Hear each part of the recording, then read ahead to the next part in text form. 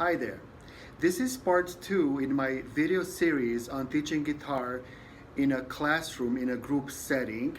In my first video, I shared some ideas about some general things you'll need before you get started. And in today's video, I'd like to share some things about the physical room in which you would be teaching the guitar in a class setting. So here are some things for you to consider. The first thing you'll need is space, and lots of it. You'll have to figure out, according to the number of guitars and the number of students that you have in your room, you'll have to make sure that you have enough space for them, not only to sit comfortably, but also to move around freely without the risk of hitting another student or another instrument or a wall or a chair or anything like that. So you'll need space, and you'll need lots of space. One way to figure out if you have enough space for the amount of students you'll have is to kind of measure the room according to, a full-size guitar, a full-size classical guitar is about 40 inches long. So if you have, say, 8 guitars in there, or 10 guitars, or 15 guitars, you have to kind of measure the room and make sure that there is sufficient space, not only for that many guitars, but for about 1 to 2 feet of extra space on each side of the guitar. So you can do the math and you can figure out if your room is large enough to fit all the students in and all the guitars in. Another thing you'll have to consider is transitions. Now, if you're a high school teacher that teaches only guitar class, or that teaches guitar class for the majority of your schedule every day, then you probably won't have this problem. But if you are a general music teacher like myself, who teaches chorus and general music and guitar class and piano class and recorders and music technology and composition and dance and music history and all kinds of different types of music to different kinds of age groups, then you'll have to consider your transition times. You'll have to allow yourself 10-15 minutes before guitar class and after guitar class to set up the class and also to put things away. So this will be very important. I'll show you a little bit later in this video the 2 rooms that I teach in, and both of them require transitions before and after guitar class, before and after piano class, and so on and so forth. So you'll have to consider your transition times before and after guitar class. You will also need to think about storage solutions. Now, if the students are able to bring their own instruments with them, then you won't have this problem. For example, my 2 situations for teaching guitar class are quite different from each other. When I teach guitar class in public school, in a school setting, the students are not able to bring their instruments with them to a general music class, so I have to provide the instrument. So naturally, for that circumstance, I have to find a storage solution for those guitars. Now, when I teach guitar class at church in a smaller room, it's usually 7 to 10 students there. I don't have to provide instruments. The students bring their own instruments. So in that situation, I don't have to come up with any storage solutions. So depending on the circumstance that you teach in, you'll have to figure out if you need storage, and if you do, you have to find a solution for it. When I show you the 2 different rooms that I teach guitar class, group guitar class in, I'll show you my solutions. I'll show you the way that I deal with this issue. So you will need some kind of storage solution if the students are not able to bring their own guitars with them. At this time, I'd like to show you the 2 different rooms where I currently teach group guitar class. One of them is in a church environment, and the other one is in a public school environment, and they're quite different from each other. So take a look. So this is my piano room.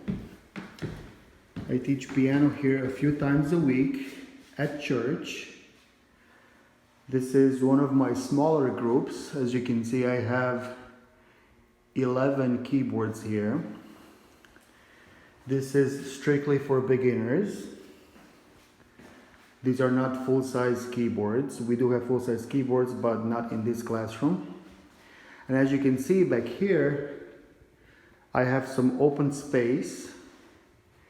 And what I do, I scheduled my guitar classes before my piano classes with some time in between. So I would set up the space back here for 7 guitarists. These are young children. I'll show you in a second how I set that up. And then I clean that up, and then I have piano classes the same evening in this area. Let me show you how I set up for guitar class. So this is my setup in the back of the piano room, my setup for guitar instruction. As you can see, I have 7 chairs, and I'm using 4 music stands for the 7 students. These are 7 to 9-year-olds, so they're not very tall. Also, their instruments are 3/4 size, so you have to keep that in mind. You'll have to figure out the space between your chairs when you set them up so that the guitars don't hit each other, especially with younger children who are less careful and less aware of their surroundings. You don't want cracked instruments in your class, especially since in this situation here, the students pay for their own instruments, so they bring their own instruments with them. The church does not provide instruments for them. So this took me 2 to 3 minutes to set up, and it'll take me just as much to put away and get ready for piano class that same day, and works just perfect. It's not ideal. There would be better ways, I'm sure. I could actually probably fit a couple more kids here, but I'm trying to keep the number as small as possible when possible, so I can give a lot of attention, a lot of individual attention. So this is the first setup I wanted to show you, and next I'm going to show you my setup at school in a public school setting where I teach in my classroom, which is quite a different arrangement than what you see here. So I'm going to put this away and I'll show you my classroom setting. Okay, and now I'd like to show you a little bit of the space in my classroom at school. This is a public school setting where I teach general music and chorus and guitar class and piano class and recorders and all kinds of instruments like that as part of my curriculum.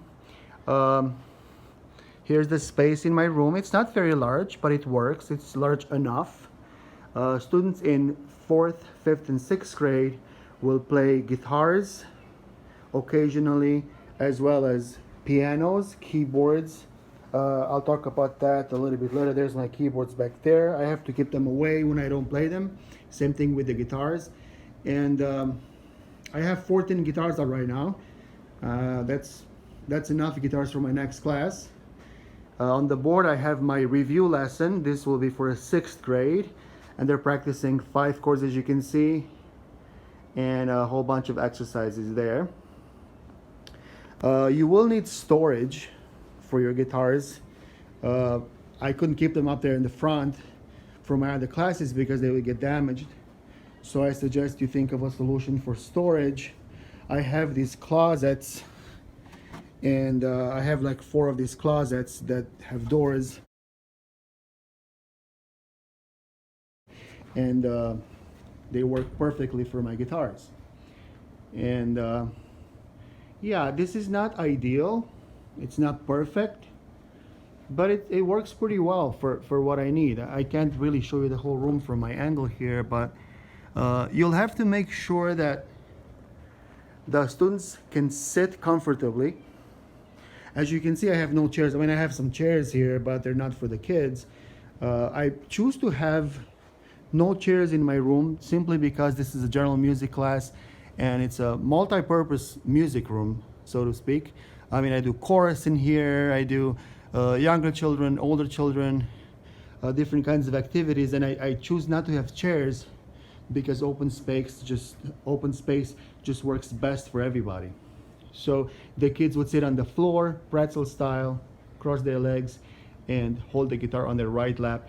And what I was saying before, you'll have to make sure that the room is long enough and wide enough for the students to be able to sit comfortably and not hit the guitar next to them.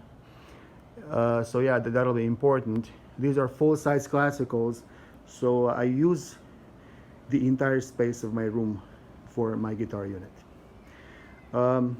Why 14 guitars? That well, I have smaller or larger classes depending on what class shows up. I usually have 2 students per guitar, and the way I deal with that, see, I could probably not fit 25 guitars in here. Some of my classes have 25 students, and I don't think I could fit 25 guitarists in here without hitting their guitars together. So I have them paired up, and we take 1 or 2 minute turns. And it sounds like a crazy idea, but it actually works. And I'll talk about that more when I talk about my lessons, my actual guitar lessons, group lessons, that is. So anyways, that's just a little bit about the space in my room. And if you have any questions, let me know in the comments below, and I'll be glad to answer them. All right. So those are the 2 different situations where I currently teach group guitar class, and I just wanted to show you what they are and how I deal with each different circumstance. Now, before I close this video, I'd like to say at least one more thing, and that is that you should not look and wait for a perfect solution. And here's what I mean by that. School teachers will always, and educators in general, will always work with imperfect circumstances, with imperfect resources. I don't know many music teachers that have it all. I don't know many music teachers that would not want a bigger room. I don't know any music teachers that would not want more money in their budget. So what I'm trying to say here is that you should not wait until you have a perfect solution for teaching guitar class. You may think that your room is too small. You may think that you can't afford to buy instruments. You may think that you don't have sufficient material, or that material that you do have is not adequate. You might think that you don't have enough experience. Well, there's a problem with that. We can talk about it a little bit later. But I guess what I'm saying is you should not wait until you have it all before you start teaching guitar class. You should not wait for a perfect solution, because there's no such thing. School teachers across the nation and across the world usually work with insufficient funds, insufficiently large rooms, imperfect students. They themselves are imperfect. I'm imperfect. And we all try the best that we can with what we have available at this time. And while we wait for better circumstances, for better resources, for bigger budgets and better instruments and more attentive students and so on and so forth, while we wait for those things, we just keep on teaching. We just do the best that we can with what we have right now. There's a big sign in our office, in our staff lounge, that says, do what you can with what you have now. I don't have it memorized, but it says something like that. Do the best that you can with what you have now.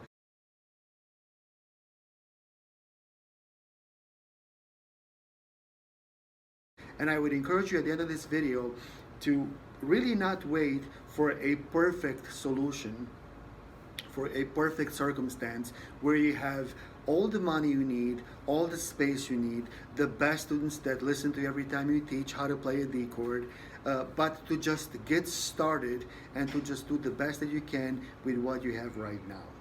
Well, I hope that this video was at least a little bit helpful. If you have any specific questions for me, if you have any suggestions for other things that you'd like me to discuss on this topic, please feel free to write it in the comments below. Thank you for watching, and see you next time. Bye.